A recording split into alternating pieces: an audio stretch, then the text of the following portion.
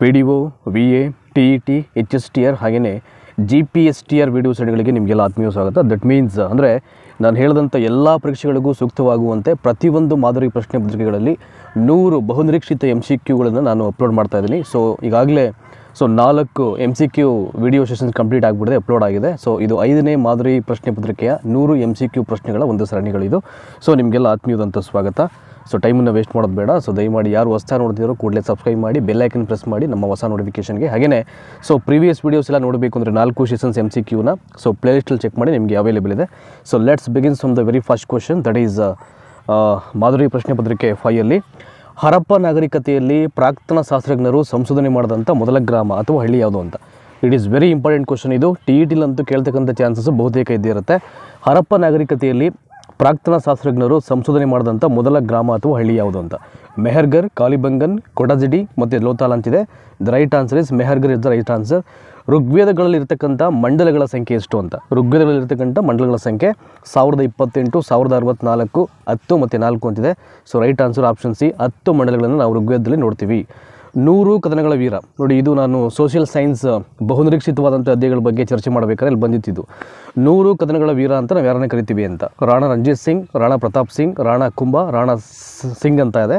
Option D ಇದೆಯಲ್ಲ, ರಾಣಾ ಸಿಂಗ್ ಅಂತ, ಇದು ರೈಟ್ ಆನ್ಸರ್. ಕನ್ಫ್ಯೂಸ್ ಆಗಬೇಡಿ, ಇದು ಜಸ್ಟ್ ಬರೀ ರಾಣಾ ಸಿಂಗ್ ಅಂತ, ಅವನನ್ನು ನೀವು ಆಯ್ಕೆ ಮಾಡಬೇಕು 100 ಕದನಗಳ ವೀರ ಅಂತ. ಸೊ ನೆಕ್ಸ್ಟು ಕ್ವಶನ್ ನಂಬರ್ 4 ನೋಡೋಣ. ಈಗ ಕ್ವಶನ್ ನಂಬರ್ 4, ಏಕೀಕೃತ ಭಾರತ ರಚನೆಯಾದಾಗ ರಾಜ್ಯಗಳ ಸಂಖ್ಯೆ ಎಷ್ಟು ಅಂತ. ಏಕೀಕೃತ ಭಾರತ ರಚನೆಯಾದಾಗ ರಾಜ್ಯಗಳ ಸಂಖ್ಯೆ 13, 14, 15, 19 ಅಂತಿದೆ. ಸೊ ಆಪ್ಷನ್ ಬಿ ಇದೆಯಲ್ಲ 14 ಅಂತ, ಇಟ್ಸ್ ರೈಟ್ ಆನ್ಸರ್. ಇಸ್ಲಾಂ ಧರ್ಮದ ಪ್ರಕಾರ ಕಲೀಮಾ ಅಂದರೆ ಏನು ಅಂತ. ಸೊ ಇಸ್ಲಾಂ ಧರ್ಮದ ಪ್ರಕಾರ ಕಲೀಮ್, according to Islam religion. So what you mean by ಕಲೀಮಾ? ಕಲೀಮಾ ಅಂದರೆ ಏನು ಅಂತ.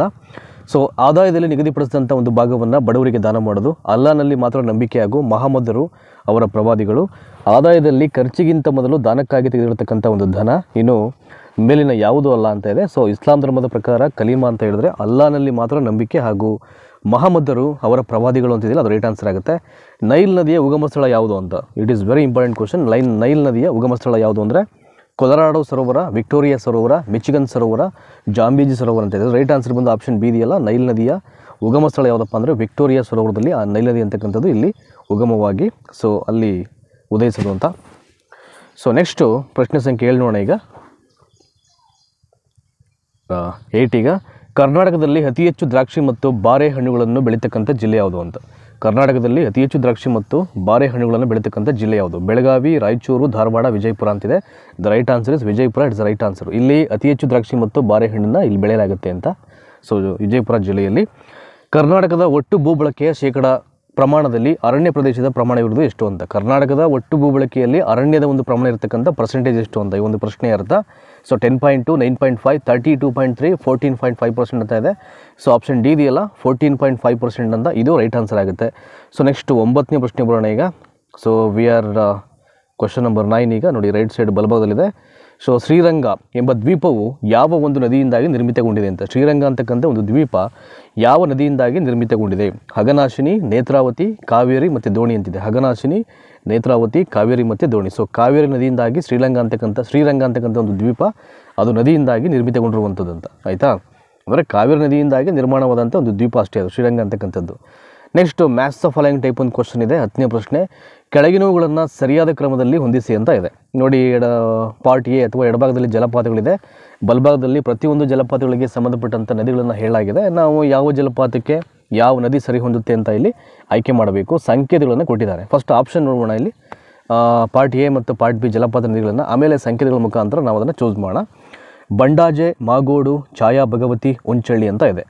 ಸೊ ಇಲ್ಲಿ ನದಿಗಳಲ್ಲಿ ಹಗನಾಶಿನಿ, ನೇತ್ರಾವತಿ, ಬೇಡ್ತಿ ಮತ್ತು ದೋಣಿ ಅಂತ ಇದೆ. ಸೊ ಆಪ್ಷನ್ ಎ ಇದೆಯಲ್ಲ ಇಲ್ಲಿ, that is it's right answer ಇದಕ್ಕೆ. ನೋಡಿ ಇಲ್ಲಿ ಬಂಡಾಜೆ ಜಲಪಾತಕ್ಕೆ ಒಂದು ಸರಿ ಹೊಂದಕ್ಕಂಥ ನದಿ ಯಾವ್ದು ಬರುತ್ತಪ್ಪ ಅಂದರೆ ದಟ್ ಈಸ್ ನೇತ್ರಾವತಿ ಇದೆಯಲ್ಲ. ಸೊ ಪಿಗೆ 2 ನೇತ್ರಾವತಿ. ನೆಕ್ಸ್ಟು ಮಾಗೋಡು ಯಾವ್ದು ಬರುತ್ತೆ ಅಂದರೆ ಸೊ 3 ಬೇಡ್ತಿ ನದಿ. ನೆಕ್ಸ್ಟು ಛಾಯಾ ಭಗವತಿಗೆ 4, ಉಂಚಳ್ಳಿಗೆ ಹಗನಾಶಿನಿ. ಸೊ ಈ ರೀತಿಯಾಗಿ ನಾವು ಒಂದೊಂದು ದಿನ ಅದನ್ನು ಮಾರ್ಕ್ ಮಾಡ್ತೀವಿ. ಸೊ ಬಂಡಾಜೆಗೆ ನೇತ್ರಾವತಿ, ಮಾಗೋಡು ಬೇಡ್ತಿ, ಛಾಯಾ ಭಗವತಿ ಸೊ ದೋಣಿ, ಇನ್ನು ಉಂಚಳ್ಳಿ ಜಲಪಾತ ಬಂದು ಹಗನಾಶಿನಿ ನದಿ ಅಂತ, ಆಯಿತಾ. ಇದು ಪಕ್ಕ ಐ ಥಿಂಕ್ ಒಂದು ಸೂಟೇಬಲ್ ಆದಂಥ ಒಂದು ಮ್ಯಾಥ್ಸ್ ಆಫ್ ಫಾಲೋವಿಂಗು. ಸೊ ಜಲಪಾತಗಳು ಮತ್ತು ಅದಕ್ಕೆ ಸಂಬಂಧಪಟ್ಟಂಥ ನದಿಗಳು, ಆಯಿತಾ. ನೋಡಿ ಹಾಗಾಗಿ ಪ್ರತಿಯೊಂದನ್ನು ಕೂಡ ನಾವು ಸರಿಯಾದ ರೀತಿಯಲ್ಲಿ ಓದ್ಕೊಳ್ಬೇಕಾಗುತ್ತೆ. ಸೊ ಯಾವುದನ್ನು ಬಿಡಲಿಕ್ಕಾಗಲ್ಲ. ಜಾಗ್ರಫಿ ಆಗಲಿ, ಎಕನಾಮಿಕ್ಸ್ ಆಗಲಿ, ಸೊ ಹಿಸ್ಟ್ರಿ ಆಗಲಿ ಅಲ್ವಾ. ಸೊ ಬಿಸ್ನೆಸ್ ಸ್ಟಡೀಸಲ್ಲೂ ಕೂಡ ಒಂದೊಂದು ಪ್ರಶ್ನೆಯನ್ನು ಕೇಳಲಾಗುತ್ತೆ ಟಿ ಇ ಟಿಲಿ ಕೇಳ್ಬೋದು. ಈಗ ವ್ಯಾಪಾರ ವ್ಯವಹಾರ ವಹಿವಾಟುಗಳ ಬಗ್ಗೆ, ಸೊ ಅನುಭೋಗಿ ಉತ್ಪಾದಕರು ಇವುಗಳ ಬಗ್ಗೆ ಎಲ್ಲ ಒಂದಷ್ಟು ಪ್ರಶ್ನೆಯನ್ನು ಕೇಳಲಾಗುತ್ತೆ, ಆಯಿತಾ. ಹಾಗಾಗಿ ಎಲ್ಲವನ್ನು ಓದಬೇಕಾಗುತ್ತೆ. ಸೊ ನೆಕ್ಸ್ಟು ಕ್ವಶನ್ ನಂಬರ್ 11 ನೋಡೋಣ. ಈಗ ಕ್ವಶನ್ ನಂಬರ್ 11ಅಲ್ಲಿ ಕೇರಳವನ್ನು ಗೆದ್ದು ಕೇರಳ ಶ್ರೀಲಂಕಾದಿಂದ ಕಪ್ಪ ಕಾಣಿಕೆಗಳನ್ನು ಸ್ವೀಕರಿಸಿ ದಕ್ಷಿಣ ಪಥದ ಚಕ್ರವರ್ತಿ ಎಂಬ ಬಿರುದು ಗಳಿಸಿದ ವಿಜಯನಗರದ ಅರಸ ಯಾರು ಅಂತ ಆರಾಮಾಗಿ ಹೇಳ್ತಾರೆ ನೀವು. ಸೊ ಕೇರಳವನ್ನು ಗೆದ್ದುಕೊಂಡು ಸೊ ಅಲ್ಲಿಂದ ಅಂದರೆ ಶ್ರೀಲಂಕಾದಿಂದ ಕಪ್ಪ ಕಾಣಿಕೆಯನ್ನು ಸ್ವೀಕರಿಸಿ ದಕ್ಷಿಣ ಪಥದ ಒಬ್ಬ ಚಕ್ರವರ್ತಿ ಅಂತಕ್ಕಂಥ ಬಿರುದನ್ನು ಯಾರು ಪಡ್ಕೊಂಡ ಅಂತ. ಸೊ ಆತ ಒಂದು ಕ್ಲೂ ಕೊಡಬೇಕಾದ್ರೆ ವಿಜಯನಗರ ಅರಸ ಅಂತ ಇಲ್ಲೇ ಹೇಳಿಬಿಟ್ಟಿದ್ದಾರೆ. ಹಾಗಾಗಿ ಭಾಳ ಈಸಿಯಾಗಿ ಹೇಳ್ಬೋದು ನೀವು. ಸೊ ಕೃಷ್ಣದೇವರಾಯ, ಎರಡನೇ ದೇವರಾಯ, ಎರಡನೇ ಹರಿಹರ, ಬುಕ್ಕರಾಯ ಅಂತ. ಸೊ ರೈಟ್ ಆನ್ಸರ್ ಬಂದು ಎರಡನೇ ದೇವರಾಯ.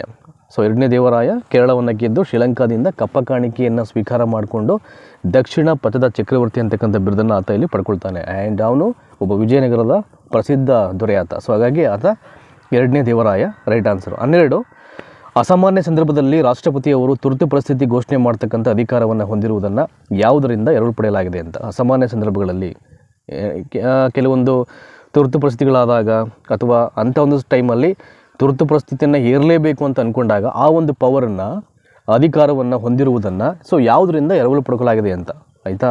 ಸೊ ಯಾವ ಒಂದು ಕಾಯ್ದೆಗಳಿಂದ ಅಂತ ಅಥವಾ ಯಾವ ಬೇರೆ ಕಾನ್ಸ್ಟಿಟ್ಯೂಷನಿಂದ ಅಂತ ಹೇಳಬೇಕಾಗುತ್ತೆ. 1935 ಭಾರತ ಸರ್ಕಾರ ಕಾಯ್ದೆ, ಸೊ ವೇಮರ್ ಸಂವಿಧಾನ, ರಷ್ಯಾ ಸಂವಿಧಾನ, ಆಸ್ಟ್ರೇಲಿಯಾ ಸಂವಿಧಾನ ಅಂತ. ಸೊ ರೈಟ್ ಆನ್ಸರ್ ಬಂದು ಆಪ್ಷನ್ ಎ ಇದೆಯಲ್ಲ ಇಲ್ಲಿ. ಇದಕ್ಕೆ 1935 ಭಾರತ ಸರ್ಕಾರ ಕಾಯ್ದೆಯಿಂದ ಆ ಒಂದು ಪವರನ್ನು ಇಲ್ಲಿ ಎರವಲಾಗಿ ಪಡ್ಕೊಂಡಿರುವಂಥದ್ದು. ಸೊ ನೆಕ್ಸ್ಟು ಕ್ವಶನ್ ನಂಬರ್ 13 ನೋಡೋಣ. ಈಗ ಪ್ರಶ್ನೆ ಸಂಖ್ಯೆ 13 ಭಾರತದಲ್ಲಿ ಪ್ರತಿ 1000 ಜನರಿಗೆ ಲಭ್ಯವಿರತಕ್ಕಂಥ ಇಂಜಿನಿಯರ್ ಪ್ರಮಾಣ ಎಷ್ಟಿದೆ ಅಂತ. ಭಾರತದಲ್ಲಿ ಪ್ರತಿ 1000 ಜನರಿಗೆ ಲಭ್ಯವಿರತಕ್ಕಂಥ ಇಂಜಿನಿಯರಿಂಗ್ ಪ್ರಮಾಣ ಎಷ್ಟಿದೆ ಅಕಾರ್ಡಿಂಗ್ ಟು 2011 ಜನಗಣತಿ ಪ್ರಕಾರವಾಗಿ. ಸೊ ಪ್ರತಿ 1000 ಜನರಿಗೆ ಇರತಕ್ಕಂಥ ಒಂದು ಇಂಜಿನಿಯರ್ ಪ್ರಮಾಣ ಎಷ್ಟಿರುತ್ತೆ ಅಂದರೆ 210. ಸೊ ಇಲ್ಲಿ ಆಪ್ಷನ್ಸಲ್ಲಿ 435 ಇದೆ, 210 ಇದೆ, 163 ಇದೆ, 341 ಇದೆ. ಸೊ ಆಪ್ಷನ್ ಬಿ ಇದೆಯಲ್ಲ 210 that is 210 it's right answer ಇದಕ್ಕೆ. So next question number 14 Karnataka ರಾಜ್ಯ ಮಹಿಳಾ ಆಯೋಗವು ಶಾಸನಬದ್ಧ ಆಯೋಗವಾಗಿದ್ದು ಸೊ ಯಾವಾಗ ರಚನೆ ಆಯಿತು ಅಂತ. ಅದು ಕರ್ನಾಟಕ ರಾಜ್ಯ ಮಹಿಳಾ ಆಯೋಗವು ಅದೊಂದು ಶಾಸನಬದ್ಧ ಆಯೋಗವಾಗಿದ್ದು ಯಾವಾಗ ಅಂತ. 1993 ಜೂನ್ 8, 1996 ಆಗಸ್ಟ್ 6, 1995 ಜುಲೈ 8, 1991 ಡಿಸೆಂಬರ್ 4 ಅಂತ ಇದೆ. ಸೊ ಆಪ್ಷನ್ ಬಿ ಇದೆಯಲ್ಲ 1996 ಆಗಸ್ಟ್ 6 ಅಂತ ಅದು ರೈಟ್ ಆನ್ಸರ್ ಆಗುತ್ತೆ. So we will go forward the question number 15 ನೋಡೋಣ ಈಗ. ಸೊ ಪ್ರಾಣವಾಯು ಕಾರ್ಯಕ್ರಮವನ್ನು ಆರಂಭಿಸಿದ ನಗರಾಡಳಿತ ಪ್ರದೇಶ ಯಾವುದು ಅಂತ. ಪ್ರಾಣವಾಯು ಕಾರ್ಯಕ್ರಮವನ್ನು ಆರಂಭಿಸಿದ ನಗರಾಡಳಿತ ನಗರಾಡಳಿತ ಯಾವುದು ಅಂತ ಕೇಳಿಬಿಡ್ತಾರೆ. ಕೇಂದ್ರ ಯಾವುದು ಅದು ಇದು ಏನೂ ಇಲ್ಲ ಇಲ್ಲಿ. ಪ್ರಾಣವಾಯು ಕಾರ್ಯಕ್ರಮವನ್ನು ಆರಂಭ ಮಾಡಿದಂಥ ನಗರದ ಆಡಳಿತ ಯಾವುದು ಅಂತ ಹೇಳಿದ್ದಾರೆ. ಸೊ ಮುಂಬೈ, ದೆಹಲಿ, ಬೆಂಗಳೂರು, ಚೆನ್ನೈ ಅಂತ ಇದೆ. ಸೊ ದ ಆಪ್ಷನ್ ಸಿ ಇದೆಯಲ್ಲ ಬೆಂಗಳೂರು ಅಂತ ಇದು ಇದಕ್ಕೆ ರೈಟ್ ಆನ್ಸರ್ ಆಗುತ್ತೆ. ಸೊ ನೆಕ್ಸ್ಟು 16ನೇ ಪ್ರಶ್ನೆ ಇಲ್ಲಿ ಕೆಳಗಡೆ ಇದೆ, ಒಂದು ಕಡೆಯಿಂದ ಇದನ್ನು ಪಿಕ್ಕಾಗಿ ನೋಡೋಣ ಈಗ. ಕ್ವಶನ್ ನಂಬರ್ 16 ಸೊ 2019 ವಿಶ್ವದ ಶ್ರೇಷ್ಠ ಕ್ರೀಡಾಪಟು ಅಂದರೆ ಲಾರೆಸ್ ವಿಶ್ವ ಕ್ರೀಡಾ ಪುರಸ್ಕಾರಕ್ಕೆ ಪಾತ್ರರಾಗಿರುವವರು ಯಾರು ಅಂತ. 2019 ವಿಶ್ವದ ಶ್ರೇಷ್ಠ ಕ್ರೀಡಾಪಟು ಅಂದರೆ ಲಾರೆಸ್ ವಿಶ್ವ ಕ್ರೀಡಾ ಪುರಸ್ಕಾರಕ್ಕೆ ಪಾತ್ರರಾಗಿರುವವರು ಯಾರು ಅಂತ. So Lionel Messi, Lewis Hamilton, Novak Djokovic, Kylian Mbappe ಅಂತಿದೆ. Lionel Messi, Lewis Hamilton, Novak Djokovic, Kylian Mbappe ಅಂತಿದೆ. So right answer is Novak Djokovic. So 2019 ವಿಶ್ವದ ಶ್ರೇಷ್ಠ ಕ್ರೀಡಾಪಟು ಅಂದರೆ ಲಾರೆಸ್ ವಿಶ್ವ ಕ್ರೀಡಾ ಪುರಸ್ಕಾರಕ್ಕೆ ಪಾತ್ರರಾಗಿರ್ತಕ್ಕಂಥ ಒಬ್ಬ ಕ್ರೀಡಾಪಟು ಅಂತ ನೋವಾಕ್ ಜೋಕೋವಿಕ್ ಅಂತ. ಸೊ ನೆಕ್ಸ್ಟು ಗೋಮತಿ ಮಾರಿಮುತ್ತು ಅಂತ ನೋಡಿ. ಅದರಷ್ಟೇನು ಇಲ್ಲಿ ಗೋಮತಿ ಮಾರಿಮುತ್ತುರವರು ಯಾವ ಕ್ರೀಡೆಗೆ ಸಂಬಂಧಪಟ್ಟಿದ್ದಾರೆ. ಸೊ ಯಾವ ಸ್ಪೋರ್ಟ್ಸ್ಗೆ ಸಂಬಂಧಪಟ್ಟಂಥ ಒಬ್ಬ ಪರ್ಸನ್ ಅವರು ಗೋಮತಿ ಮಾರಿಮುತ್ತು ಅಂತ. That is boxing, athletics, cricket ಮತ್ತು ಸೊ ವೆಯ್ಟ್ ಲಿಫ್ಟಿಂಗ್ ಅಂತ ಇದೆ. ಇಟ್ ಈಸ್ ಆಪ್ಷನ್ ಬಿ ಇದೆಯಲ್ಲ ಅಥ್ಲೆಟಿಕ್ಸ್ ಅಂತ ಅದು ರೈಟ್ ಆನ್ಸರ್ ಇದಕ್ಕೆ. ಇತ್ತೀಚೆಗೆ ಸೈಯದ್ ಮುಸ್ತಕ್ ಅಲಿ ಟ್ರೋಫಿಯನ್ನು ಕರ್ನಾಟಕ ತಂಡವು ಗೆದ್ದುಕೊಂಡಿದ್ದು ಇದು ಯಾವ ಮಾದರಿಯದ್ದಾಗಿದೆ ಅಂತ. ಇತ್ತೀಚೆಗೆ ಸೈಯದ್ ಮುಸ್ತಕ್ ಅಲಿ ಟ್ರೋಫಿಯನ್ನು ಕರ್ನಾಟಕ ತಂಡವು ಗೆದ್ದುಕೊಂಡಿದ್ದು ಇದು ಯಾವ ಮಾದರಿಯದ್ದಾಗಿದೆ ಅಂತ. So pink ball test, one day match, 2020, 3 ದಿನದ ಟೆಸ್ಟ್ ಮ್ಯಾಚ್ ಅಂತಿದೆ. ಸೊ ಆಪ್ಷನ್ ಸಿ ಇದೆಯಲ್ಲ ದಟ್ ಈಸ್ ಸೈಯದ್ ಮುಸ್ತಕ್ ಅಲಿ ಟ್ರೋಫಿಯನ್ನೇ ಕರ್ನಾಟಕ ತಂಡ ಗೆದ್ದುಕೊಂಡಿದ್ದು ಸೊ ಈ 2020 ಮಾದರಿಯ ಒಂದು ಸ್ಪೋರ್ಟ್ಸಲ್ಲಿ ಗೇಮಲ್ಲಿ ಅಂತ. ಸೊ ನೆಕ್ಸ್ಟು ಪ್ರಶ್ನೆ ಸಂಖ್ಯೆ 19 ನೋಡೋಣ. ಸ್ವಲ್ಪ ಇಂಟ್ರೆಸ್ಟಿಂಗ್ ಆಗಿದೆ ಇದು. Question number 9 my life my mission ಇದು ಯಾರ ಆತ್ಮಚರಿತ್ರೆ ಆಗಿದೆ ಅಂತ. It is very important. My life my mission ಅಂತಕ್ಕಂಥ ಆತ್ಮಚರಿತ್ರೆ ಯಾರ್ದಾಗಿದೆ. ಟೆಸ್ಸಿ ಥಾಮಸ್, ಕಪಿಲ್ ದೇವ್, ಕೆ ಶಿವನ್ ಮತ್ತು ಬಾಬಾ ರಾಮದೇವ್ ಅಂತಿದೆ. ಸೊ 100% ಆಪ್ಷನ್ ಡಿ ಇದೆಯಲ್ಲ Baba Ramdev is the right answer. My life my mission ಅಂತ. ಗೇಮ್ ಚೇಂಜರ್ ಅಂತಕ್ಕಂಥದ್ದು ಕೃತಿ ಅದು ಯಾರ ಆತ್ಮಕಥನ, ಶಾಹಿದ್ ಅಫ್ರಿದಿ ಅದು. ಸೊ ಹಾಗೆ ಸೊ ಇಂಥ ಒಂದು ಆತ್ಮಕಥನಗಳು ಬಂದಾಗ ಯಾವುದೇ ಕಾರಣಕ್ಕೂ ಇದನ್ನು ಮರೆಯೋಕ್ಕೆ ಹೋಗ್ಬೇಡಿ ಅಂತ. ಸೊ ಜಲನೀತಿಯನ್ನು ಹೊಂದಿದ ದೇಶದ ಮೊದಲ ರಾಜ್ಯ ಯಾವುದು ಅಂತ. ಜಲನೀತಿಯನ್ನು ಹೊಂದಿದ್ದಂಥ ದೇಶದ ಮೊದಲ ರಾಜ್ಯ Mizoram, Gujarat, Karnataka, Meghalaya. So option D ಇದೆಯಲ್ಲ ಮೇಘಾಲಯ, ಅದು ಇದಕ್ಕೆ ರೈಟ್ ಆನ್ಸರ್ ಆಗುತ್ತೆ. ನೆಕ್ಸ್ಟು 21ನೇ ಪ್ರಶ್ನೆ, ಬಬೂಲ್, ಸಿಸಮ್ ಮತ್ತು ಸಬಾಯ್ ಈ ಕೆಳಗಿನ ಯಾವ ಸಸ್ಯವರ್ಗಕ್ಕೆ ಸೇರುತ್ತವೆ ಅಂತ. ಬಬೂಲ್, ಸಿಸಮ್ ಮತ್ತು ಸಬಾಯ್ ಈ ಕೆಳಗಿನ ಯಾವ ಸಸ್ಯವರ್ಗಕ್ಕೆ ಸೇರುತ್ತವೆ. ನಿತ್ಯ ಹರಿದ್ವರ್ಣ ಕಾಡುಗಳು, ಮ್ಯಾಂಗ್ರೋವ್ ಅರಣ್ಯಗಳು, ಉಷ್ಣವಲಯದ ಹುಲ್ಲುಗಾವಲು, ಎಲೆ ಉದುರಿಸುವ ಮಾನ್ಸೂನ್ ಮರಗಳು ಅಂತ ಇದೆ. ಆಪ್ಷನ್ ಸಿ ಇದೆಯಲ್ಲ ಉಷ್ಣವಲಯದ ಒಂದು ಹುಲ್ಲುಗಾವಲು, ಇದು ಇದಕ್ಕೆ ರೈಟ್ ಆನ್ಸರ್ ಆಗುತ್ತೆ. ನೆಕ್ಸ್ಟು 22ನೇ ಪ್ರಶ್ನೆ ನೋಡೋಣ ಈಗ. Question number 22. ಈ ಕೆಳಗಿನವುಗಳಲ್ಲಿ ಯಾವ ಒಂದು ರಾಷ್ಟ್ರೀಯ ಉದ್ಯಾನವನ ಯುನೆಸ್ಕೋ ವಿಶ್ವ ಪರಂಪರೆ ಪಟ್ಟಿಗೆ ಸೇರಿಲ್ಲ ಅಂತ. ಯಾವುದು ಸೇರಿಲ್ಲ ಅಂತ, ಸೇರಿದೆ ಅಂತಲ್ಲ, ಇದು ಸೇರಿಲ್ಲ ಅಂತ. ಯಾವ ರಾಷ್ಟ್ರೀಯ ಉದ್ಯಾನವನ ಸೇರಿಲ್ಲ ಅಂತ ನಾವು ಇಲ್ಲಿ ಚೂಸ್ ಮಾಡಬೇಕು ಆಯ್ಕೆಯಲ್ಲಿ. ಸೊ ಕಾಜಿರಂಗ ರಾಷ್ಟ್ರೀಯ ಉದ್ಯಾನವನ, ಹೇಮಿಸ್ ರಾಷ್ಟ್ರೀಯ ಉದ್ಯಾನವನ, ಕಿಯೋಲಾಡಿಯೋ ರಾಷ್ಟ್ರೀಯ ಉದ್ಯಾನವನ, ಗ್ರೇಟ್ ಹಿಮಾಲಯನ್ ರಾಷ್ಟ್ರೀಯ ಉದ್ಯಾನವನ ಅಂತ ಇದೆ. ಸೊ ಆಪ್ಷನ್ ಬಿ ಇದೆಯಲ್ಲ ಹೇಮಿಸ್ ರಾಷ್ಟ್ರೀಯ ಉದ್ಯಾನವನ ಅಂತ, ಅದು ಇದಕ್ಕೆ ರೈಟ್ ಆನ್ಸರ್ ಆಗುತ್ತೆ. ನೆಕ್ಸ್ಟು 23ನೇ ಪ್ರಶ್ನೆ, ಭಾರತದ ಎತ್ತರದ ಅಣೆಕಟ್ಟಾದ ತೆಹ್ರಿ ಅಣೆಕಟ್ಟನ್ನು ಯಾವ ಒಂದು ನದಿಗೆ ಕಟ್ಟಲಾಗಿದೆ ಅಂತ. ಭಾರತದ ಎತ್ತರದ ಅಣೆಕಟ್ಟಾದ ತೆಹ್ರಿ ಅಣೆಕಟ್ಟನ್ನು ಯಾವ ಒಂದು ನದಿಗೆ ಕಟ್ಟಲಾಗಿದೆ. ಭಾಗೀರಥಿ, ಸಟ್ಲೈಜ್, ಮಹಾನದಿ ಮತ್ತು ಬ್ರಹ್ಮಪುತ್ರ. ಆಪ್ಷನ್ ಎ ಇದೆಯಲ್ಲ ಭಾಗೀರಥಿ, ಅದು ರೈಟ್ ಆನ್ಸರ್ ಆಗುತ್ತೆ. ಸೊ ನೆಕ್ಸ್ಟು ಕ್ವಶನ್ ನಂಬರ್ 24 ನೋಡೋಣ. ನಾವು we are into the question number 24 and here we go.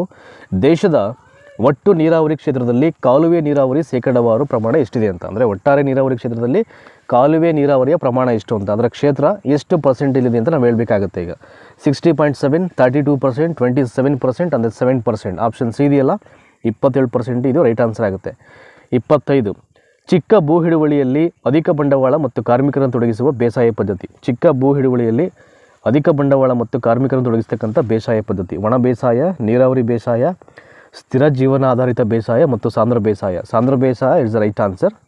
So next question number 26, ವಿದ್ಯುತ್ ಫ್ಯೂಸ್ ಯಾವ ಒಂದು ಪರಿಣಾಮದ ಆಧಾರದ ಮೇಲೆ ಕೆಲಸ ಮಾಡುತ್ತೆ ಅಂತ. ಇದಕ್ಕೆ ಸೈನ್ಸ್ಗೆ ಸಂಬಂಧಪಟ್ಟಂಥ ಒಂದು ಪ್ರಶ್ನೆ ಇದು. ಸೊ ವಿದ್ಯುತ್ ಫ್ಯೂಸ್ ಅಂತಕ್ಕಂಥದ್ದು ಯಾವ ಒಂದು ಪರಿಣಾಮದ ಆಧಾರದ ಮೇಲೆ ಕೆಲಸ ಮಾಡುತ್ತೆ. ಸೊ ವಿದ್ಯುತ್ ಕಾಂತೀಯ ಪರಿಣಾಮ, ವಿದ್ಯುತ್ತಿನ ಉಷ್ಣೋತ್ಪನ್ನ ಪರಿಣಾಮ, ವಿದ್ಯುತ್ತಿನ ವಿಭವಾಂತರ ಪರಿಣಾಮ, ಯಾವುದೂ ಅಲ್ಲ ಅಂತಿದೆ. ಆಪ್ಷನ್ ಬಿ ಇದೆಯಲ್ಲ ವಿದ್ಯುತ್ತಿನ ಉಷ್ಣೋತ್ಪನ್ನ ಪರಿಣಾಮ ಅಂತ, ಅದು ರೈಟ್ ಆನ್ಸರ್ ಆಗುತ್ತೆ 26ನೇ ಪ್ರಶ್ನೆಗೆ. So will go forward are the let's move on the question number 27. ಕಡಿಮೆ ಸಾಂದ್ರತೆಯ ಮಾಧ್ಯಮದಿಂದ ಹೆಚ್ಚು ಸಾಂದ್ರತೆಯ ಮಾಧ್ಯಮದವರೆಗೆ ನೋಡಿದಾಗ ವಸ್ತು ಹತ್ತಿರದಲ್ಲಿದ್ದಂತೆ ತೋರಲು ಕಾರಣ ಏನು ಅಂತ. ಸೊ ಪ್ರಶ್ನೆಯನ್ನು ಇನ್ನೊಂದು ಸಲ ಅರ್ಥ ಮಾಡ್ಕೊಳ್ಳಿ. ಕಡಿಮೆ ಸಾಂದ್ರತೆಯ ಮಾಧ್ಯಮದಿಂದ ಹೆಚ್ಚು ಸಾಂದ್ರತೆಯ ಮಾಧ್ಯಮದೆಡೆ ನೋಡಿದಾಗ ವಸ್ತುವು ಹತ್ತಿರದಲ್ಲಿದ್ದಂತೆ ತೋರಲು ಕಾರಣವೇನು. ಸಂಪೂರ್ಣ ಆಂತರಿಕ ಪ್ರತಿಫಲನ, ಬೆಳಕಿನ ಪ್ರತಿಫಲನ, ಬೆಳಕಿನ ವಕ್ರೀಭವನ, ಬೆಳಕಿನ ವ್ಯತಿಕರಣ ಅಂತ ಇದೆ. ಸೊ ಆಪ್ಷನ್ ಸಿ ಇದೆಯಲ್ಲ ಬೆಳಕಿನ ವಕ್ರೀಭವನ ಅಂತ, ಅದು ಇದಕ್ಕೆ ರೈಟ್ ಆನ್ಸರ್ ಆಗುತ್ತೆ. ಸೊ ನೆಕ್ಸ್ಟು 28ನೇ ಪ್ರಶ್ನೆ, ಶಬ್ದದ ವೇಗವು ಮಾಧ್ಯಮದ ಸಾಂದ್ರತೆ ಹೆಚ್ಚಾದಂತೆ. ಶಬ್ದದ ವೇಗವು ಮಾಧ್ಯಮದ ಸಾಂದ್ರತೆ ಹೆಚ್ಚಾದಂತೆ ಹೆಚ್ಚಾಗುತ್ತದೆ, ಕಡಿಮೆಯಾಗಿ ಹೆಚ್ಚಾಗುತ್ತದೆ, ಕಡಿಮೆಯಾಗುತ್ತದೆ, ಇದ್ದಷ್ಟೇ ಇರುತ್ತದೆ ಅಂತ ಇದೆ. ಸೊ 28ನೇ ಪ್ರಶ್ನೆಗೆ ಆಪ್ಷನ್ ಎ ಬಂದು ಹೆಚ್ಚಾಗುತ್ತದೆ. ಸೊ ನೆಕ್ಸ್ಟ್ 29ನೇದು, ರಾಸಾಯನಿಕ ಕ್ರಿಯೆಗಳ ಪಟುಗೊಳಿಸುವಿಕೆಯಲ್ಲಿ ಬಳಸ್ತಕ್ಕಂಥ ವಿಕಿರಣ ಯಾವುದು ಅಂತ. ರಾಸಾಯನಿಕ ಕ್ರಿಯೆಗಳ ಪಟುಗೊಳಿಸುವಿಕೆಯಲ್ಲಿ ಬಳಸ್ತಕ್ಕಂಥ ವಿಕಿರಣ ಯಾವುದು. ರೇಡಿಯೋ ತರಂಗಗಳು, ಅವಗೆಂಪು ಕಿರಣಗಳು, ಗಾಮಾ ವಿಕಿರಣಗಳು, ನೇರಳಾತೀತ ವಿಕಿರಣಗಳು ಅಂತ ಇದೆ. So the right answer is ಇದಕ್ಕೆ ರಾಸಾಯನಿಕ ಕ್ರಿಯೆಗಳ ಪಟುಗೊಳಿಸುವಿಕೆಯಲ್ಲಿ ಬಳಸ್ತಕ್ಕಂಥ ವಿಕಿರಣ ಯಾವುದಪ್ಪ ಅಂದರೆ ಆಪ್ಷನ್ ಡಿ ಇದೆಯಲ್ಲ ನೇರಳಾತೀತ ಕಿರಣಗಳು, ಅದು ರೈಟ್ ಆನ್ಸರ್ ಆಗುತ್ತೆ 29ನೇ ಪ್ರಶ್ನೆಗೆ. Next so we are into the question number 30 ಅಂದರೆ 30. ವಿಭವಾಂತರದ ಅಂತಾರಾಷ್ಟ್ರೀಯ ಏಕಮಾನ ಯಾವುದು ಅಂತ. ವಿಭವಾಂತರದ ಅಂತಾರಾಷ್ಟ್ರೀಯ ಏಕಮಾನ ಯಾವುದು. ಜೂಲ್, ಕೂಲಮ್, ಆಂಪಿಯರ್, ವೋಲ್ಟ್ ಅಂತ ಇದೆ. ಜೂಲ್, ಕೂಲಮ್, ಆಂಪಿಯರ್, ವೋಲ್ಟ್ ಅಂತ. The right answer is option D ಇದೆಯಲ್ಲ ವೋಲ್ಟ್ ಅಂತ, ಅದು ಇದಕ್ಕೆ ಸರಿಯಾದಂಥ ಆನ್ಸರ್ ಆಗುತ್ತೆ. ನೆಕ್ಸ್ಟ್ 31ನೇ ಪ್ರಶ್ನೆ, ಹಾಲು ಕೆಳಗಿನ ಯಾವುದಕ್ಕೆ ಉದಾಹರಣೆಯಾಗಿದೆ ಅಂತ. ಹಾಲು ಕೆಳಗಿನ ಯಾವುದಕ್ಕೆ ಉದಾಹರಣೆಯಾಗಿದೆ. ಸಸ್ಪೆನ್ಷನ್, ಜೆಲ್, ಎಮಲ್ಸನ್ ಮತ್ತು ಸಾಲ್ ಅಂತ ಇದೆ. So that is option C ಇದೆಯಲ್ಲ ಎಮಲ್ಸನ್ ಅಂತ, ಅದು ಇದು ಹಾಲಿಗೆ ಉದಾಹರಣೆಯಾಗಿದೆ ಅಂತ. ನೆಕ್ಸ್ಟು ಕಾರ್ಬನ್ ಸಿಂಕ್ಸ್ ಎಂಬುದು ಸಾಮಾನ್ಯವಾಗಿ ಕೆಳಗಿನ ಯಾವುದಕ್ಕೆ ಸಂಬಂಧಪಟ್ಟಿದೆ. So what is that? That is carbon sinks ಅಂತ. ಈ ಕಾರ್ಬನ್ ಸಿಂಕ್ಸ್ ಅಂತಕ್ಕಂಥದ್ದು ಸೊ ಸಾಮಾನ್ಯವಾಗಿ ಕೆಳಗಿನ ಯಾವುದಕ್ಕೆ ಸಂಬಂಧಪಟ್ಟಿದೆ. ಪ್ರಯೋಗಾಲಯದಲ್ಲಿನ ಕೋಲ್ವಾಶ್, ಇದ್ದಿಲು ಉತ್ಪಾದನೆಗಾಗಿ ಆಯ್ದ ಮರಗಳನ್ನು ಕತ್ತರಿಸುವುದು, ಕಲ್ಲಿದ್ದಲಿನ ದೊಡ್ಡ ಗುಣಿಗಳು, ಅರಣ್ಯಗಳನ್ನು ಬೆಳೆಸುವುದು ಅಂತ ಇದೆ. So A B C D ಇಷ್ಟರಲ್ಲಿ the right answer of this 32nd question ಅಂದರೆ ದಟ್ ಈಸ್ ಆಪ್ಷನ್ ಡಿ ಇದೆಯಲ್ಲ ಅರಣ್ಯವನ್ನು ಬೆಳೆಸ್ತಕ್ಕಂಥದ್ದು ಸರಿಯಾದಂಥ ಆನ್ಸರ್ ಆಗುತ್ತೆ. ಸೊ 33ನೇ ಪ್ರಶ್ನೆ ನೋಡೋಣ ಈಗ. ಸೊ ಯಾವ ಪ್ರಶ್ನೆ ಇರ್ಬೋದು ಅಂತ. ಸೊ ಪೊಲಿಟಿಕಲ್ ಸೈನ್ಸು, ವಿಧಾನ ಪರಿಷತ್ತು ಸಾಮಾನ್ಯ ಮಸೂದೆಯನ್ನು ಗರಿಷ್ಠ ಎಷ್ಟು ದಿನಗಳವರೆಗೆ ತಡೆ ಹಿಡಿಯಬಹುದು ಅಂತ. ವಿಧಾನ ಪರಿಷತ್ತು ಸಾಮಾನ್ಯ ಮಸೂದೆಯನ್ನು ಗರಿಷ್ಠ ಎಷ್ಟು ದಿನಗಳವರೆಗೆ ತಡೆ ಹಿಡಿಯಬಹುದು ಅಂತ ಇದೆ. ಸೊ 14 ಡೇಸು, 1 ಮಂತು, 3 ಮಂತ್ಸು ಮತ್ತು 4 ಮಂತ್ಸ್ ಅಂತ ಹೇಳಿದ್ದಾರೆ. ಸೊ ಒಂದು ವಿಧಾನ ಪರಿಷತ್ತು ಅಂತಕ್ಕಂಥದ್ದು ಒಂದು ಸಾಮಾನ್ಯ ಮಸೂದೆಯನ್ನು ಸುಮಾರು 4 ತಿಂಗಳ ಕಾಲ ತಡೆ ಹಿಡಲಿಕ್ಕೆ ಅವಕಾಶ ಇದೆ. ಹಾಗಾಗಿ ಆಪ್ಷನ್ ಡಿ ಇದೆಯಲ್ಲ ಅದು ರೈಟ್ ಆನ್ಸರ್ ಆಗುತ್ತೆ. ಸಾರ್ವಜನಿಕ ಲೆಕ್ಕಪತ್ರ ಸಮಿತಿಯ ಬಗ್ಗೆ ಕೆಳಗಿನ ಹೇಳಿಕೆಗಳನ್ನು ಗಮನಿಸಿ ಅಂತ. ಸಾರ್ವಜನಿಕ ಲೆಕ್ಕಪತ್ರ ಸಮಿತಿಯ ಬಗ್ಗೆ ಕೆಳಗಿನ ಹೇಳಿಕೆಗಳನ್ನು ಗಮನಿಸಿ. ಈ ಸಮಿತಿಯ 1921ರಿಂದ ಅಸ್ತಿತ್ವದಲ್ಲಿದೆ ಅಂತ. ಈ ಒಂದು ಸಮಿತಿ 1921ನಿಂದ ಫೌಂಡ್ ಆಗಿದೆ ಅಲ್ಲಿಂದ ಅಂತ. ಒಟ್ಟು ಸದಸ್ಯರ ಸಂಖ್ಯೆ 22, ಲೋಕಸಭೆ 15 ಪ್ಲಸ್ ರಾಜ್ಯಸಭೆ 7 ಅಂತ ಇದೆ. ಸಚಿವರು ಈ ಒಂದು ಸಮಿತಿಯ ಸದಸ್ಯರಾಗಲು ಸಾಧ್ಯವಿಲ್ಲ. ಮೇಲಿನ ಹೇಳಿಕೆಗಳಲ್ಲಿ ಸರಿಯಾದ್ದನ್ನೇ ಗುರುತಿಸಿ ಅಂತ ಇದೆ. ಈಗ 1 ಮತ್ತು 2, 2 ಮತ್ತು 3 2 ಮಾತ್ರ ಅಂತಿದೆ. ಸೊ ಡಿ ಬಂದು ಮೇಲಿನ ಎಲ್ಲವೂ ಅಂತ ಇದೆ. ಅಂದರೆ ಈ ಸಾರ್ವಜನಿಕ ಲೆಕ್ಕಪತ್ರ ಸಮಿತಿಗೆ ಸಂಬಂಧಪಟ್ಟ ಹಾಗೆ 1, 2, 3 ಅಂತಕ್ಕಂಥ ಆಯ್ಕೆಯನ್ನು ಏನು ಕೊಡಿದರೆ ಇಲ್ಲಿ, ಸೊ ಎಲ್ಲ ಆಯ್ಕೆಗಳು ಸರಿ ಇದೆ. ಬೇಕಾದ್ರೆ ಇನ್ನೂ ಒಂದು ಸಲ ಓದ್ಬಿಡ್ತೀನಿ ನಾನು ಆಯ್ಕೆಗಳನ್ನು. ಈ ಸಮಿತಿಯು 1921ರಿಂದ ಆರಂಭವಾಗಿದೆ, ಅಂದರೆ ಅಸ್ತಿತ್ವದಲ್ಲಿದೆ ಅಂತ. ನೆಕ್ಸ್ಟು ಒಟ್ಟು ಸದಸ್ಯರ ಸಂಖ್ಯೆ 22, ಅದರಲ್ಲಿ ಲೋಕಸಭೆಯಲ್ಲಿ 15 ಇರ್ತಾರೆ, ರಾಜ್ಯಸಭೆಯಲ್ಲಿ 7 ಇರ್ತಾರೆ. ಸೊ ಒಟ್ಟು 22 ಆಗುತ್ತೆ. ಸಚಿವರು ಈ ಸಮಿತಿಯ ಸದಸ್ಯರಾಗಲು ಸಾಧ್ಯ ಇಲ್ಲ, ಆಯಿತಾ. ಸೊ ಈ 3 ಅಂಶಗಳು ಈ ಲೆಕ್ಕಪತ್ರ ಸಮಿತಿಯ ಬಗ್ಗೆ ಸರಿಯಾದ ಹೇಳಿಕೆಯನ್ನು ಒಳಗೊಂಡಿದೆ ಅಂತಂದರೆ ಎಲ್ಲವೂ ಸರಿದೆ ಅಂತ ಅಷ್ಟೇ. ನೆಕ್ಸ್ಟು 35ನೇ ಪ್ರಶ್ನೆ ನೋಡಿ. ಈಗ ಕ್ವಶನ್ ನಂಬರ್ 35. ಸಂಗೀತದಲ್ಲಿನ ಸಾ ಷಡಸ್ವರವು ಯಾವ ಪ್ರಾಣಿ ಅಥವಾ ಪಕ್ಷಿಯ ಕೂಗಿನಿಂದ ಬಂದಿದೆ ಅಂತ. ಸಂಗೀತದಲ್ಲಿನ ಸಾ ಅಂತಕ್ಕಂಥ ಒಂದು ಷಡಸ್ವರ ಏನು ಬರುತ್ತೆ ಸ್ಟಾರ್ಟಿಂಗು, ಅದು ಯಾವ ಪ್ರಾಣಿ ಮತ್ತು ಪಕ್ಷಿಯ ಕೂಗಿನಿಂದ ಬಂದಿದೆ ಅಂತ. ಕೋಗಿಲೆ, ನವಿಲು, ಆನೆ ಮತ್ತು ಹಸು ಅಂತ ಇದೆ. ಸೊ ಆಪ್ಷನ್ ಬಿ ನವಿಲು ಅಂತಕ್ಕಂಥ ಉತ್ತರವನ್ನು ಇಲ್ಲಿ ಪಾಯಿಂಟ್ ಔಟ್ ಮಾಡಿದರೆ. ಸೊ ಸಂಗೀತದಲ್ಲಿನ ಸಾ ಷಡಸ್ವರವು ಯಾವ ಪ್ರಾಣಿ ಪಕ್ಷಿಯ ಕೂಗಿನಿಂದ ಬಂದಿದೆ ಅಂದರೆ ಅದು ನವಿಲು ಅಂತಕ್ಕಂಥ ಪಕ್ಷಿಯ ಕೂಗಿನಿಂದ ಸೊ ಬಂದಂಥ ಒಂದು ಸ್ವರ ಅದು. ನೆಕ್ಸ್ಟು ನಾಸಿಕ್ನ ಶಿಲಾಶಾಸನದಲ್ಲಿ ಯಾರನ್ನು ಶಕ, ಯವನ ಮತ್ತು ಪಹ್ಲವ ನಿರ್ಮೂಲಕನೆಂದು ಉಲ್ಲೇಖಿಸಲಾಗಿದೆ. ಇಟ್ ಈಸ್ ವೆರಿ ಇಂಪಾರ್ಟೆಂಟ್ ಇದು ನೋಡಿ. ಇಲ್ಲಿ ನಾಸಿಕ್ನ ಶಿಲಾಶಾಸನದಲ್ಲಿ ನೋಡಿ, ಕೆಲವೊಂದು ನಿಮ್ಮ ಟೆಕ್ಸ್ಟ್ ಬುಕ್ಸಲ್ಲೂ ಕೂಡ ಇದ್ರ ಬಗ್ಗೆ ನಿಮಗೆ ಮಾಹಿತಿ ಇರಲ್ಲ. ಸೊ ಎಷ್ಟು ಬೇಕೋ ಅಷ್ಟು ಮಾತ್ರ ಕೊಟ್ಟಿರ್ತಾರೆ, ಅದಕ್ಕೆ ಹೇಳೋದು.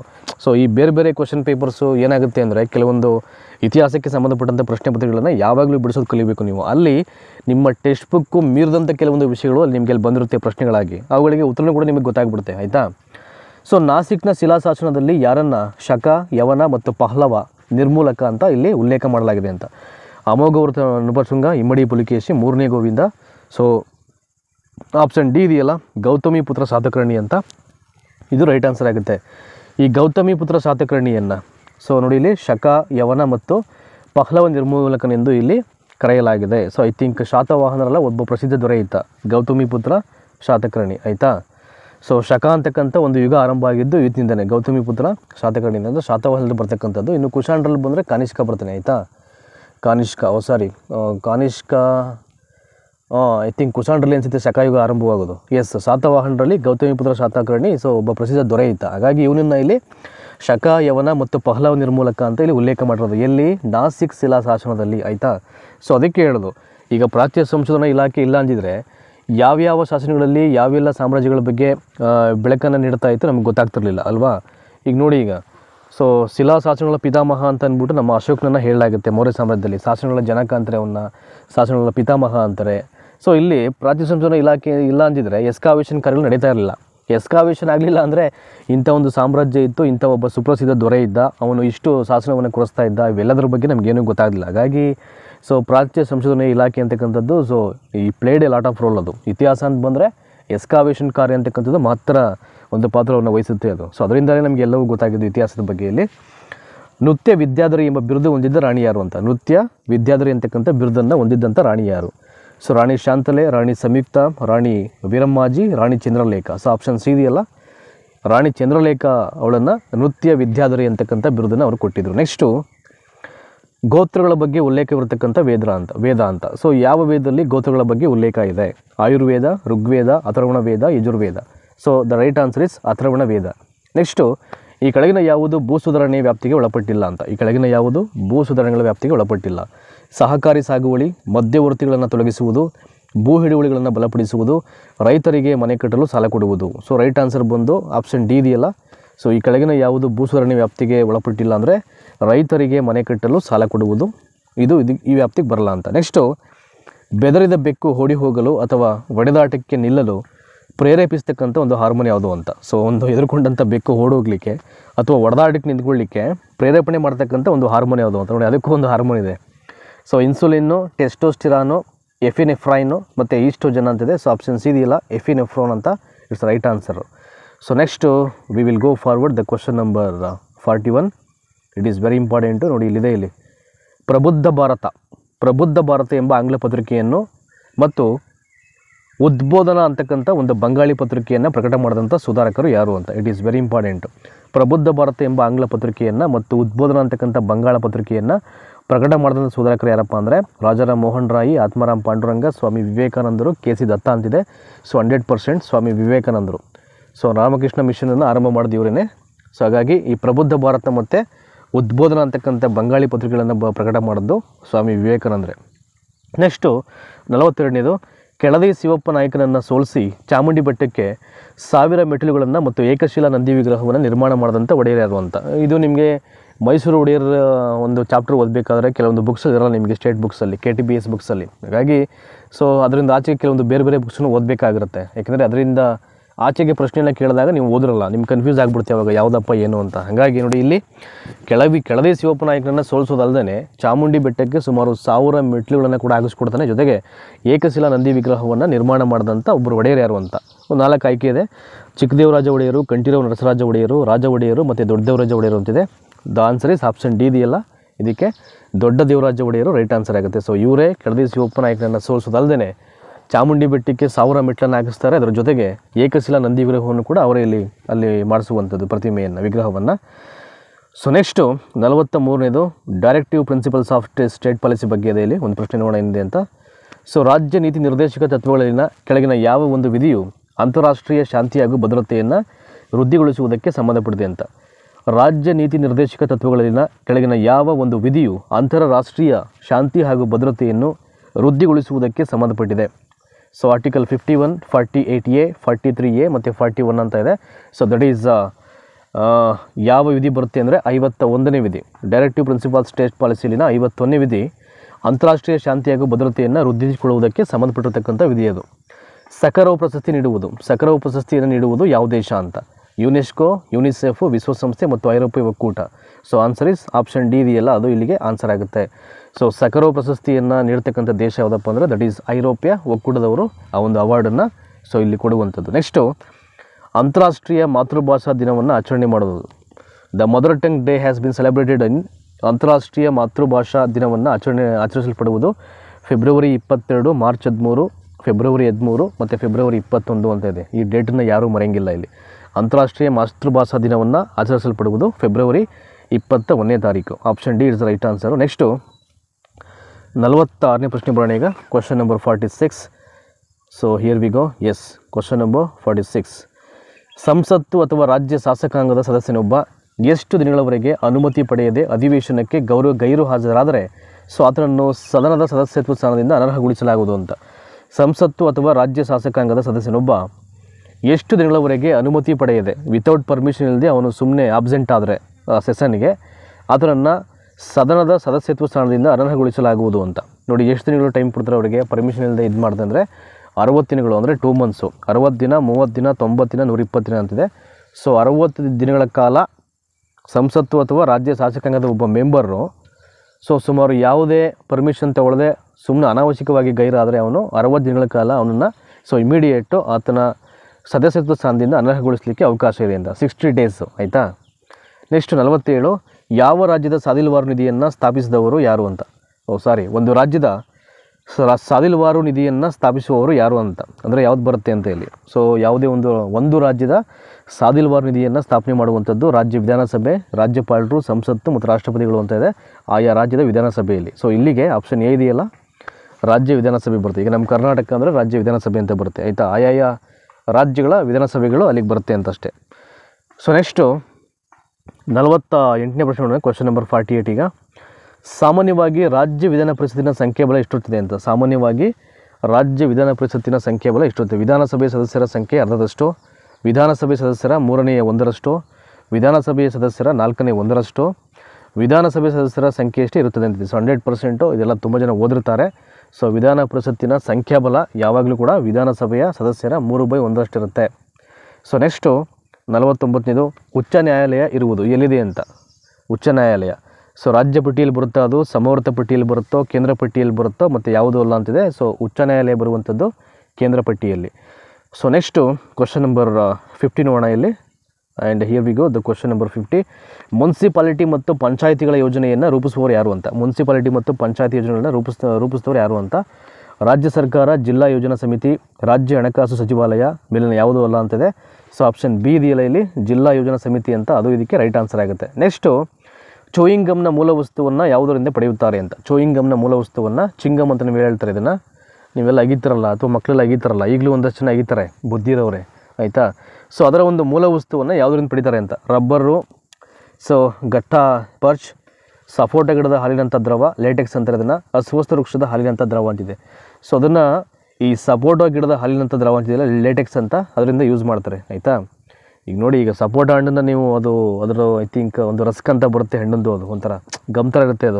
ಅದು ಮುಟ್ಟಿದರೆ ಬೇಗ ಅದು ಹೋಗೋದೇ ಇಲ್ಲ, ಅದು ಒಂಥರ ರಬ್ಬರ್ ಥರ ಬರ್ತಾ ಇರುತ್ತೆ ಅದು, ಅದನ್ನು ಐ ಥಿಂಕ್ ಟಚ್ ಮಾಡಿದ್ರೆ.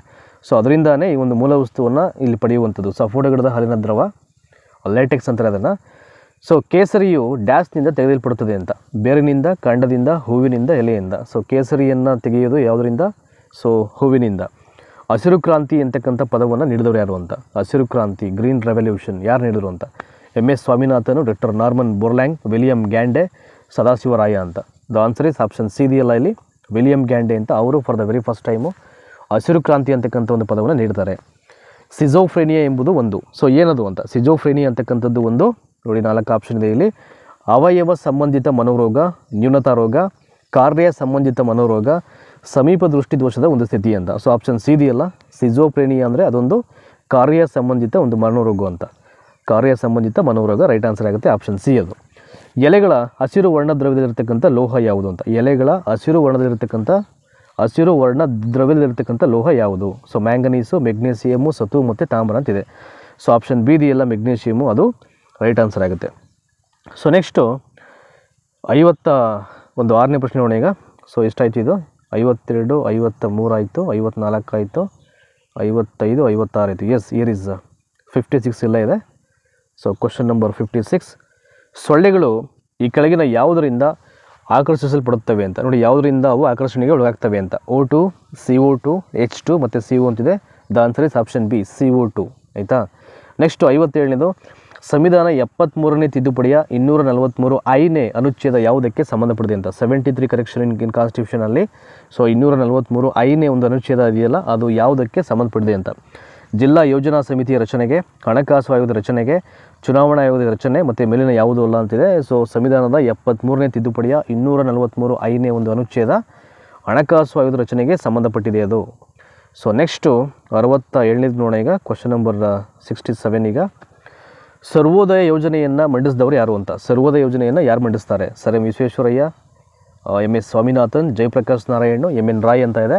ಆಪ್ಷನ್ ಸಿ ಇದೆಯಲ್ಲ, ಜಯಪ್ರಕಾಶ್ ನಾರಾಯಣ್ ಅಂತ, ಅದು ಇದಕ್ಕೆ ರೈಟ್ ಆನ್ಸರ್ ಆಗುತ್ತೆ. ನೆಕ್ಸ್ಟು 68, ವಿದ್ಯುತ್ ಉತ್ಪಾದನೆಯು ಯಾವ ಒಂದು ವಲಯದ ಚಟುವಟಿಕೆಯಾಗಿದೆ ಅಂತ ಇದೆ. ವಿದ್ಯುತ್ ಉತ್ಪಾದನೆಯು ಯಾವ ಒಂದು ವಲಯದ ಚಟುವಟಿಕೆಯಾಗಿದೆ. ಪ್ರಾಥಮಿಕ ವಲಯ, ದ್ವಿತೀಯ ವಲಯ, ತೃತೀಯ ವಲಯ, ಯಾವುದೂ ಅಲ್ಲ ಅಂತಿದೆ. ದಟ್ ಈಸ್ ಸೆಕೆಂಡರಿ ಝೋನ್ ಅಂತ ಬರುತ್ತೆ ಅದಕ್ಕೆ. ಸೊ ದ್ವಿತೀಯ ವಲಯ ರೈಟ್ ಆನ್ಸರ್ ಅದಕ್ಕೆ. ವಿದ್ಯುತ್ ಉತ್ಪಾದನೆಯು ಯಾವ ಒಂದು ವಲಯದ ಚಟುವಟಿಕೆ, ಆಕ್ಟಿವಿಟಿ ಅಂದರೆ ಅದು ದ್ವಿತೀಯ ವಲಯ. ನೆಕ್ಸ್ಟ್ 69ನೇದು, ಸೊ ನಾಸ್ಡಾಕ್ ಯಾವ ಒಂದು ದೇಶದ ಷೇರು ಸೂಚ್ಯಾಂಕವಾಗಿದೆ. NASADQ ಅಂತ ಬರುತ್ತೆ ಅದು. ಇದು ಯಾವ ದೇಶದ ಒಂದು ಷೇರಿನ ಸೂಚ್ಯಾಂಕ ಅಂತ. ಭಾರತ, UK, ಫ್ರಾನ್ಸು ಮತ್ತು ಅಮೇರಿಕಾ. ಆಪ್ಷನ್ ಡಿ ಇದೆಯಲ್ಲ, ಅಮೇರಿಕಾ ಅಂತ, ಇದು ರೈಟ್ ಆನ್ಸರ್ ಆಗುತ್ತೆ. ನೆಕ್ಸ್ಟ್ ಹಂಗೆ ಸ್ಕಾಲಪ್ ಮಾಡೋಣ. 70ನೇ ಪ್ರಶ್ನೆ ನೋಡೋಣ ಈಗ ಏನಿದೆ ಅಂತ. Question number 70. 1969ರಲ್ಲಿ ರಾಷ್ಟ್ರೀಕರಣಗೊಳಿಸ್ತಕ್ಕಂಥ ಬ್ಯಾಂಕುಗಳ ಸಂಖ್ಯೆ ಎಷ್ಟು ಅಂತ. 1969ನಲ್ಲಿ ಎಷ್ಟು ಬ್ಯಾಂಕ್ಗಳು ನ್ಯಾಷನಲೈಸ್ ಆಗುತ್ತೆ ಆ ಟೈಮಲ್ಲಿ ಅಂತ.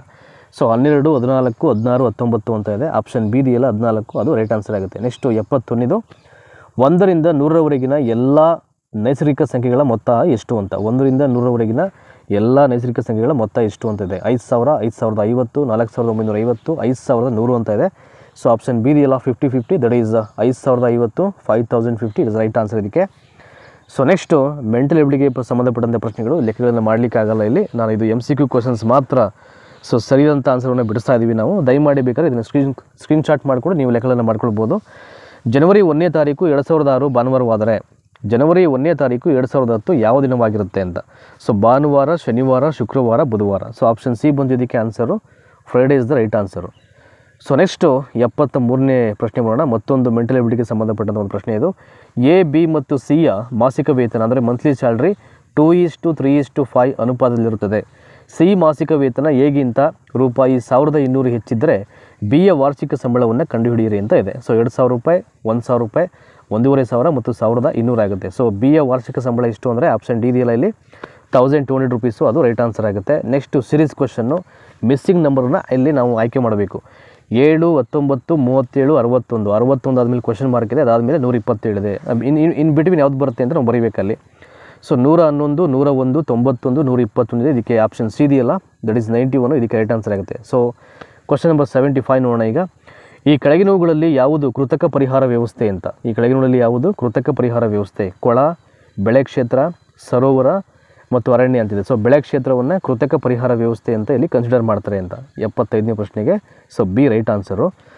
ಸೊ ನೆಕ್ಸ್ಟು ಕ್ವಶನ್ ನಂಬರ್ 76 ನೋಡೋಣ. ಸೊ ಬಲಭಾಗದಲ್ಲಿದೆ ಇಲ್ಲಿ ರೈಟ್ ಸೈಡಲ್ಲಿ. ಸೊ ಸಂವಿಧಾನದ ಮೊದಲ ಕೈ ಲಿಖಿತ ನಕಲನ್ನು ಯಾರ ಮಾರ್ಗದರ್ಶನದಲ್ಲಿ ಕರಕುಶಲ ಮಾಡಲಾಯಿತು ಅಂತ, ಡಿಸೈನ್ ಮಾಡಲಾಯಿತು ಅಂತ. ಸಂವಿಧಾನದ ಮೊದಲ ಕೈ ಲಿಖಿತ ನಕಲನ್ನು ಯಾರ ಒಂದು ಮಾರ್ಗದರ್ಶನದಲ್ಲಿ ಕರಕುಶಲ ಅಂದರೆ ಡಿಸೈನ್ ಮಾಡಲಾಯಿತು ಅಂತ. ಸೊ ಮಿಹಿರ ಸೇನು, ಎಸ್.ಎನ್. ಬ್ಯಾನರ್ಜಿ, ಮುಖೇಶ್ ಬಂಡೋಪಾಧ್ಯಾಯ, ನಂದಲಾಲ್ ಬೋಸ್ ಅಂತ ಇದೆ. ಆಪ್ಷನ್ ಡಿ ಇದೆಯಲ್ಲ ನಂದಲಾಲ್ ಬೋಸ್ ಅಂತ, ಅದು ಇದಕ್ಕೆ ರೈಟ್ ಆನ್ಸರ್ ಆಗುತ್ತೆ. ನೆಕ್ಸ್ಟು ಸೊ ಮ್ಯಾಥಮೆಟಿಕ್ಸ್ಗೆ ಸಂಬಂಧ ಒಂದು ಪ್ರಶ್ನೆ ಇದೆ ಇಲ್ಲಿ. ಒಂದು ಆಯತದ ಕರ್ಣವು 17 ಸೆಂಟಿಮೀಟರ್ ಮತ್ತು ಅದರ ಪೆರಿಮೀಟ್ರು 46 ಸೆಂಟಿಮೀಟರ್ ಆಗಿದೆ ಅಂತ. ಆ ಆಯತದ ವಿಸ್ತೀರ್ಣವನ್ನು ಕಂಡುಹಿಡಿಯಿರಿ.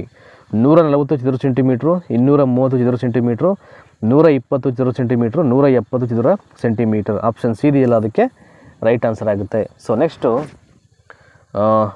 78ನೇ ಪ್ರಶ್ನೆ ಬರೋಣ ಈಗ. Question number 78. So which one? Question number 78 here we go. ಒಬ್ಬ ಕ್ರಿಕೆಟ್ ಆಟಗಾರ ತನ್ನ 17ನೇ ಇನ್ನಿಂಗ್ಸ್ನಲ್ಲಿ ಸುಮಾರು 87 ರನ್ ಗಳಿಸಿ ತನ್ನ ಸರಾಸರಿಯನ್ನು 3 ರನ್ನಷ್ಟು ಹೆಚ್ಚಿಸುತ್ತಾನೆ. ಹಾಗಾದರೆ 17ನೇ ಇನ್ನಿಂಗ್ಸ್ನ ನಂತರ ಅವನ ಸರಾಸರಿ ಎಷ್ಟು ಅಂತ ಇಲ್ಲಿ ಕೇಳಿದ್ರಲ್ಲಿ 35, 45, 44, 39 ಅಂತಿದೆ. ಸೊ ಆಪ್ಷನ್ ಡಿ ಇದೆಯಲ್ಲ ಸರಾಸರಿ 39, ಅದು ಸರಿಯಾದಂಥ ಉತ್ತರ ಆಗುತ್ತೆ. ನೆಕ್ಸ್ಟು 79 ನೋಡೋಣ ಈಗ. ಒಬ್ಬ ಕ್ರೀಡಾಪಟು 24 ಸೆಕೆಂಡುಗಳಲ್ಲಿ 200 ಮೀಟರ್ ಓಡ್ತಾನೆ, ಅವನ ವೇಗ ಎಷ್ಟು ಅಂತ. ಒಬ್ಬ ಕ್ರೀಡಾಪಟು 24 ಸೆಕೆಂಡ್ಸಲ್ಲಿ ಅವನು 200 ಮೀಟರ್ ರನ್ ಮಾಡ್ತಾನೆ ಅಂದರೆ ಅವನ ವೇಗ ಎಷ್ಟು ಅಂತ, ಎಷ್ಟು ಸ್ಪೀಡಲ್ಲಿ ಓಡ್ಬೋದು ಅಂತ. ಅವನು 10 ಕಿಲೋಮೀಟ್ರ್ 1 ಗಂಟೆಗೆ, 17 ಕಿಲೋಮೀಟ್ರ್ 1 ಗಂಟೆಗೆ, 27 ಕಿಲೋಮೀಟ್ರ್ ಪರ್ ಗಂಟೆಗೆ, 30 ಕಿಲೋಮೀಟ್ರ್ ಗಂಟೆಗೆ ಅಂತಿದೆಯಲ್ಲ. ಸೊ ಆಪ್ಷನ್ ಡಿ ಅದು ರೈಟ್ ಆನ್ಸರ್ ಆಗುತ್ತೆ.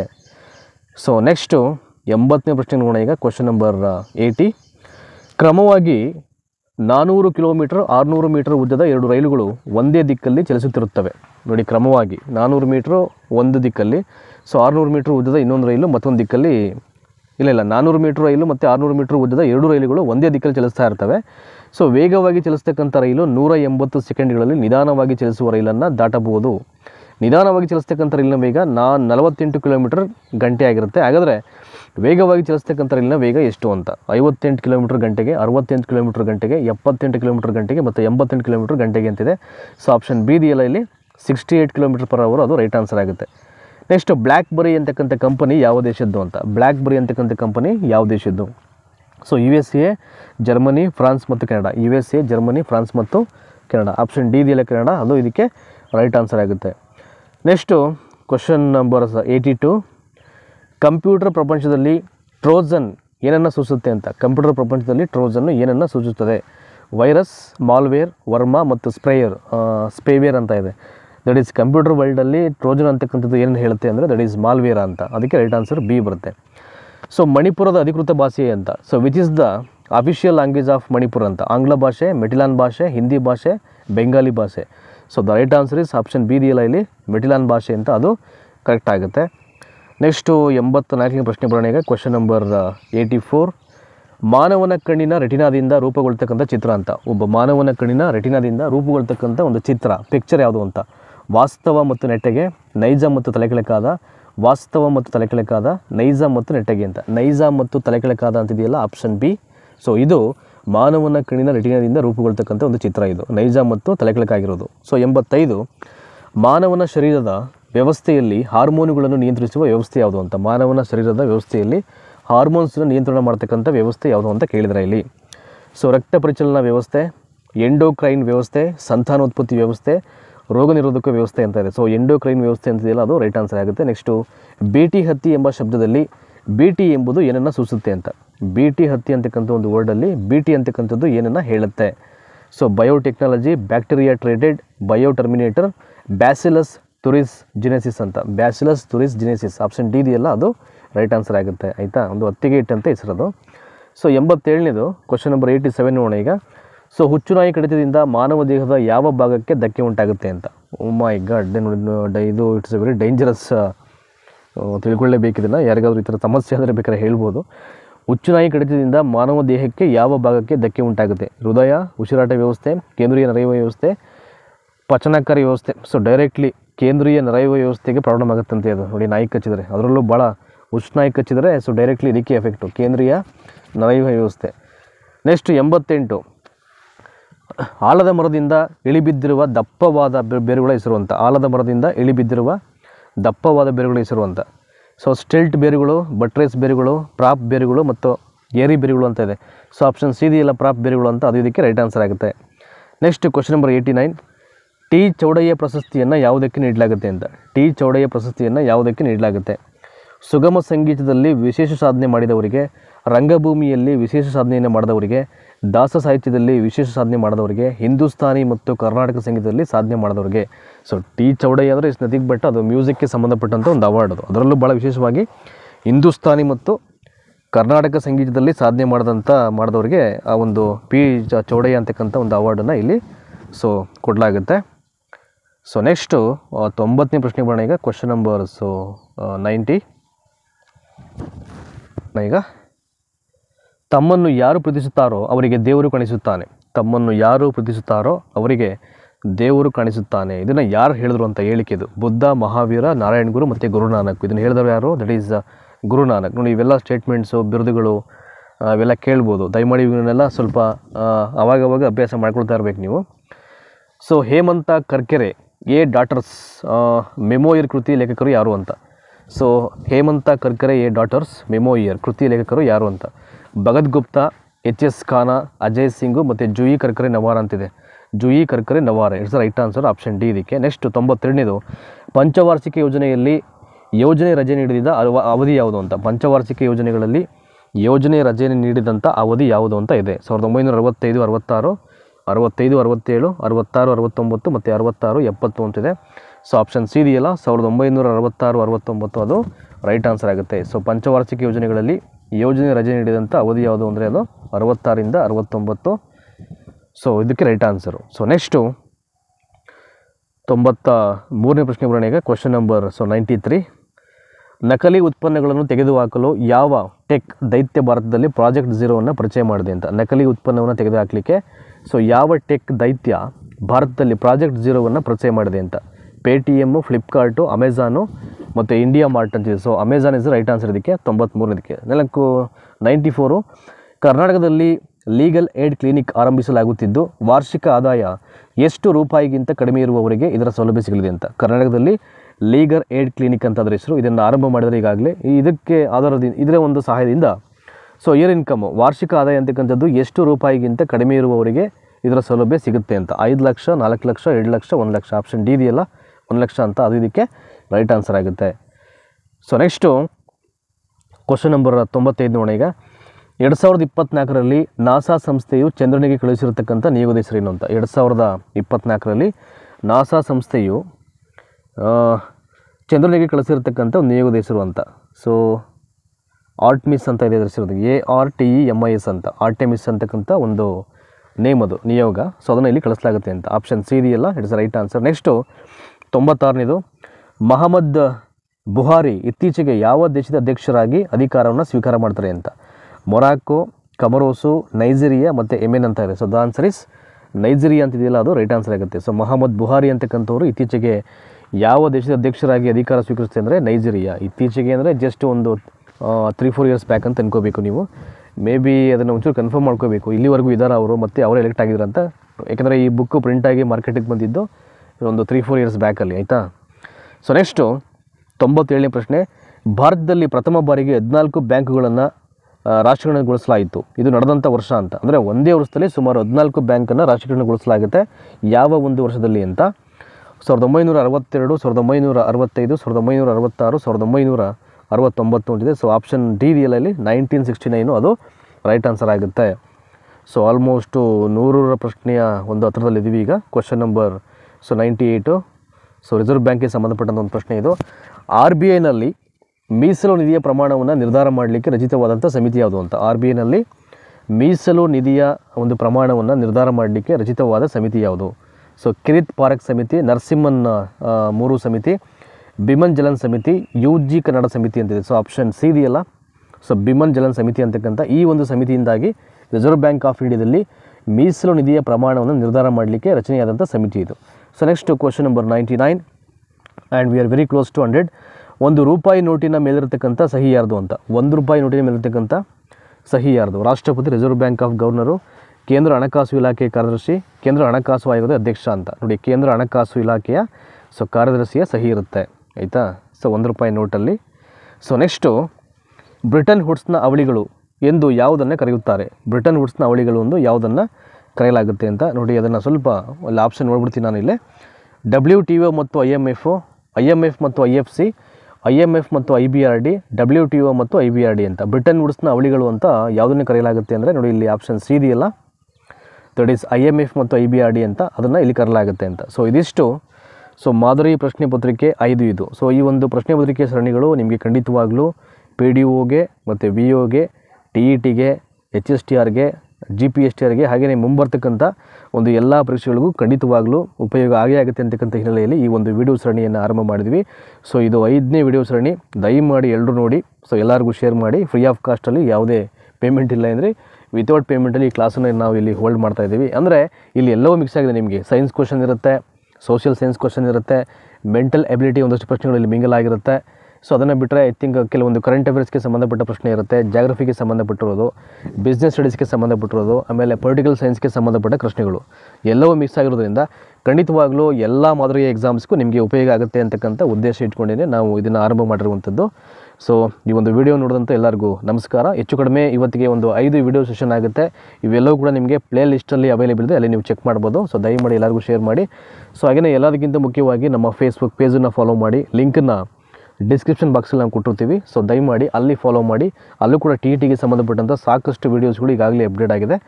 ಸೊ ಧನ್ಯವಾದ. ಮತ್ತೊಂದು ವಿಡಿಯೋ ಸೆಷನ್ನಲ್ಲಿ ಮತ್ತೊಂದು ಮಾದರಿ ಪ್ರಶ್ನೆ ಪತ್ರಿಕೆ ಜೊತೆಗೆ ನಿಮ್ಮನ್ನೆಲ್ಲ ಭೇಟಿ ಆಗ್ತೀನಿ. ನಮಸ್ಕಾರ.